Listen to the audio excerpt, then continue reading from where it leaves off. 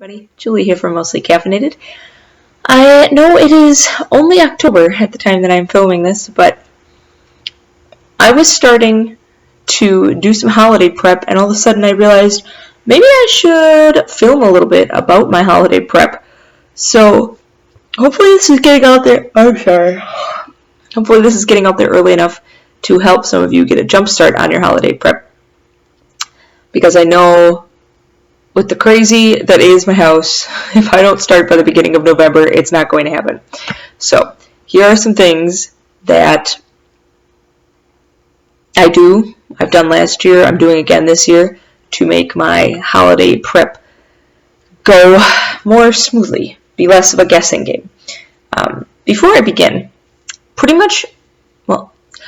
most of the people in my family have a birthday in early November. So my son who's going to turn 4, my son who's going to turn 2, and my husband, all of their birthdays are at the beginning of November. So I kind of lump birthdays in with holiday prep because it's like the beginning of the season for me. It's all these birthdays, and then it's only a couple of weeks, and then it's Thanksgiving. So I don't really have time to separate those two things. So as such, you'll notice that some of my materials, some of my resources are like birthday / Christmas, and that's because the birthdays are all in November. So this is like the first thing that I get going on. In fact, I start this usually like in July or so. I'm digging through my Happy Planner. I've got a video about my Happy Planner, probably more than one video. But I start keeping a list of birthday and Christmas ideas.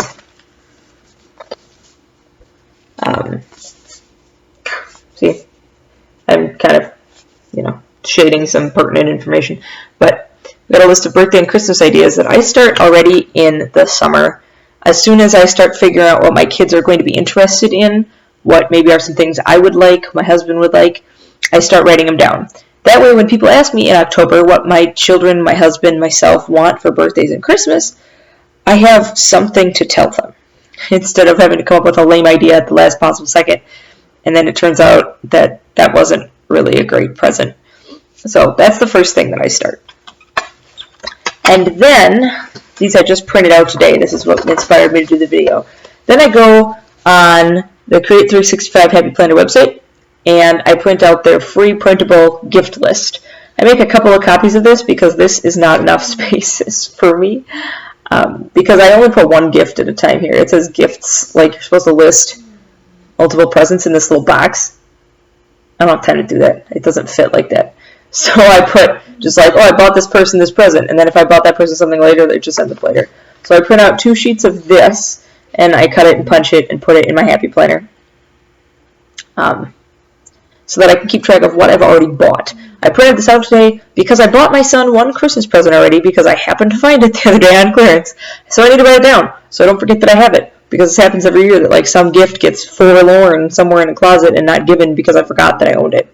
So I'm going to punch these and get them in my Happy Planner. So that's another thing that I do. And then I have this notes sheet. This is placed in my planner at the beginning of November. That's where I put it, like right before the monthly divider for November.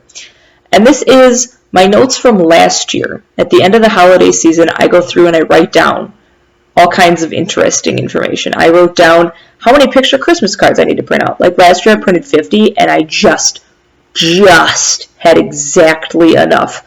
So I wrote down, you need to print out 55 picture Christmas cards because otherwise I'm like, I don't know. And then I guess when I order my cards, no.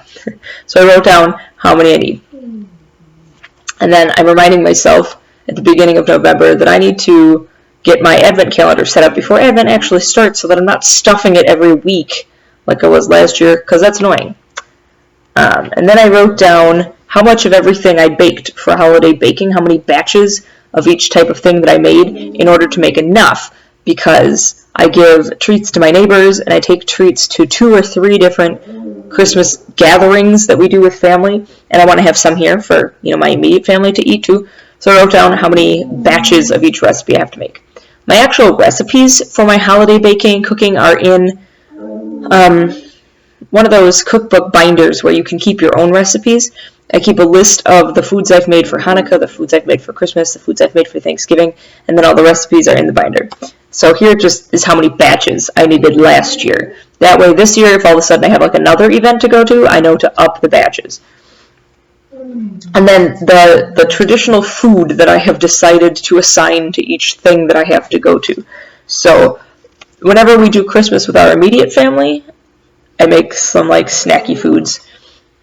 My husband's faculty gets together and has a Christmas party, and last year was the first year that we were with this faculty, and I made a certain recipe. I know hot stuff doesn't really mean anything, but that's the recipe that I made, and everybody really liked it, and it made a perfect amount, so I'm going to make that again. That's the same thing that I make for our extended family Christmas kind of family reunion thing, so I know I need to buy 2 times the ingredients for this, so I can start looking for it on sale. And then on New Year's Eve, we get together with our friends, and this is what I brought last year, so I will likely bring that again. And then here are some things I need to budget for. I started this list at the end of last holiday season, so most of this is already taken care of, but I need to budget for a mini vacation. I need to budget for purchasing tins and containers to put my neighbors' treats in so that they don't have to return things to me, and I need to budget for a few extra groceries for baking and cooking. Another thing that I've already gotten done is I have booked that miniature vacation. Our very good friends and us kind of do a Christmas with the Cranks. We give each other's children presents, but we don't give each other as adults gifts. We save the money we would have spent, and instead the 4 of us, without any children, go on a teeny tiny vacation right after New Year's when everybody is still off of work and off of school. We ship our kids off to whoever will take them, and the 4 of us go literally to like a cabin in the woods and do nothing for 2 days, and it's great. So I already booked that. Last year I was booking it like in December because we had just decided to do it, but this year I got a jump start and I booked the same place that we went to last year. It's an Airbnb, which I think that was the first time I've ever used an Airbnb. But because we've already been there once, we already know the people who run the thing. It was real easy. In fact, I didn't even go through Airbnb really. I just texted the people that own the place, and then they reserved it for me on Airbnb, so that was nice. So I've already got that booked and paid for. I've got babysitting already set up for my kids for the mini vacation. I kept a packing list for the mini vacation from last year, so I can pack the same stuff, so I don't even have to think about that. I also always have packing lists for my family so that when we have to pack to go away for holidays, I don't have to think about it. So that's another thing that's already done. I started my holiday grocery buying. The last video I put up was my monthly Aldi haul, and you'll see I picked up a few things that are holiday baking specific just to get started with the purchases so it doesn't all kind of hit right before the holiday. And because I only go to Aldi's once a month, I don't want to have to be scrambling next month and hoping that I got everything because I'm not going again before the middle of December. So that's what I've got going on there. That is my holiday prep as of October. I keep a running gift list from summer onwards. I use a free printable to keep track of gifts I've already purchased for Christmas. I keep a record each year of how many Christmas cards I bought, how many batches of cookies I made, etc. And right at the end of the holiday season, right in January, I write down the things I need to budget for, their big ticket items for Christmas.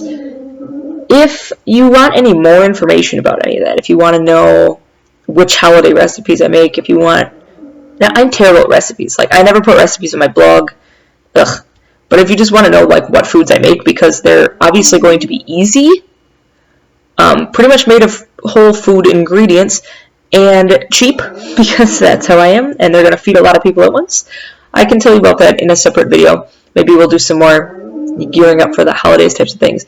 If you want to know about my Advent activities, I think I did a blog post last year about my Advent calendar activities. They're going to change a little bit this year with the introduction of a teenager into my family. Instead of just being toddler activities, I got to kind of alter a few to make them more age inclusive. But that's going on. That way I can just kind of focus on Halloween next week. I can make sure I've got everybody's costumes done. I can make sure that, you know, I've got candy for the trick-or-treaters, and it's all going to be great and fun, and then I'm not, like, stressing out about Christmas immediately afterwards, because I've got Halloween, and then I've got a week, and then I've got 3 birthdays, and then I've got a few weeks, and then it's already Thanksgiving.